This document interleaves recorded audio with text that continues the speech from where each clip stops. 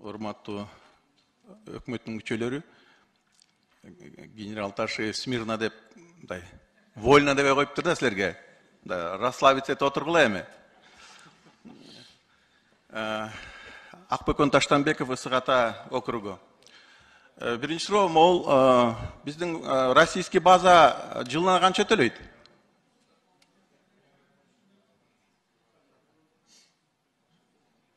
Түшүнбөдүм. Кайсы российский база канттагы канчада акча төлөйт жылына? Маалымат жок бизде. Аны министр финансов жана өкмөт башчысы гана жооп берет аган. Министр финансы бар да. Маалымат жок бизде. Жооп барбы?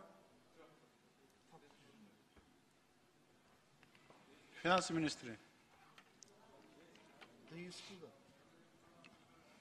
Мен жооп бердим, өкмөт башчысына жооп берет. Бизде маалымат жок. Макул, тактап расмий маалымат берип коелу.